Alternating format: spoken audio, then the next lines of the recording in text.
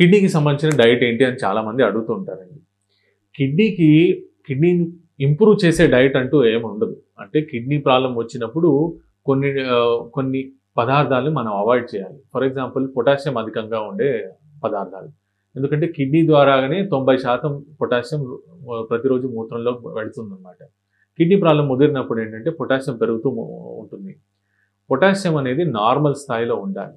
అది పెరిగినా తగ్గినా గుండెకి మంచిది కాదన్నమాట. అందువల్ల పొటాషియం ఉండే పదార్థాలని నేను చెప్తాను, అవి అవాయిడ్ చేసుకోవడం మంచిది.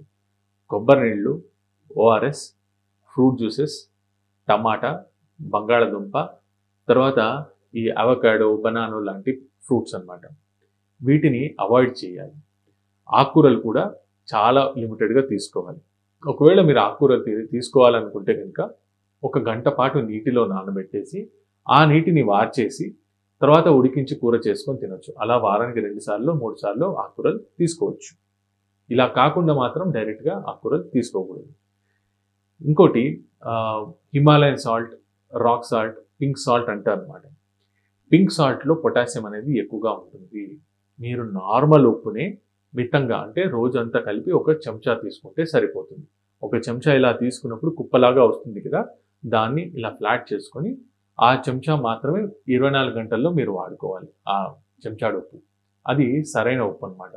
ఉప్పు మరీ తక్కువగా తీసుకుంటే కూడా ఉప్పు శాతం అంటే సోడియం శాతం పడిపోతుంది రక్తంలో. అలా పడిపోతే నాడీ వ్యవస్థకి మంచిది కాదు. అందువల్ల రోజంతా కలిపి 1 చెంచా ఉప్పు తీసుకోవడం కరెక్ట్.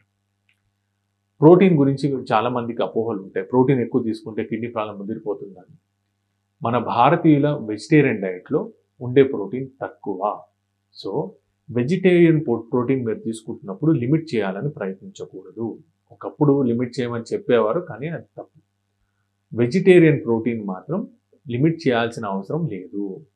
వెజిటేరియన్ ప్రోటీన్లో ఏంటి, మన పప్పు దినుసులు ఇవన్నీ తీసుకోవచ్చండి. పప్పు తింటే కిడ్నీ ప్రాబ్లం పెరిగిపోతుందని మాత్రం అనుకోకూడదు.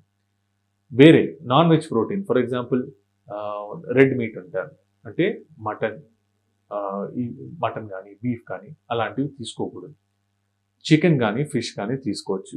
ఎంత తీసుకోవచ్చు, ఒక రోజులో 50 గ్రామ్స్ తీసుకోవచ్చు. అయితే నాన్ వెజిటేరియన్ డైట్ మీరు తీసుకున్నప్పుడు ఈ నాన్ వెజిటేరియన్లో ప్రధానంగా కండ ఉంటుంది కదా, ఈ కండలో క్రియాటిన్ ఉంటుంది. సో మీరు ఈరోజు నాన్ వెజిటేరియన్ తీసుకొని రేపు క్రియాటిన్ టెస్ట్ చేసుకుంటే మీకు రెగ్యులర్గా ఉండే క్రియాటిన్ కంటే కొంచెం ఎక్కువ చూపిస్తుంది. అందువల్ల ఎప్పుడైనా నాన్ వెజ్ తీసుకుంటే నెక్స్ట్ 2 డేస్ పాటు క్రియాటిన్ టెస్ట్ చేయకూడదు. 2 డేస్ తర్వాత చేసుకుంటే మీకు కరెక్ట్ లెవెల్ ఆఫ్ క్రియాటిన్ చూపిస్తుంది. గుడ్డు మీరు కావాలనుకుంటే రోజు కూడా తీసుకోవచ్చు. Preferably egg white. ఎల్లో అప్పుడప్పుడు తినొచ్చండి, కానీ వైట్ అనేది ప్రిఫర్ చేయడం ట్రై చేయండి. Boiled egg is better because దానిలో ఉండే ప్రోటీన్ మంచిది.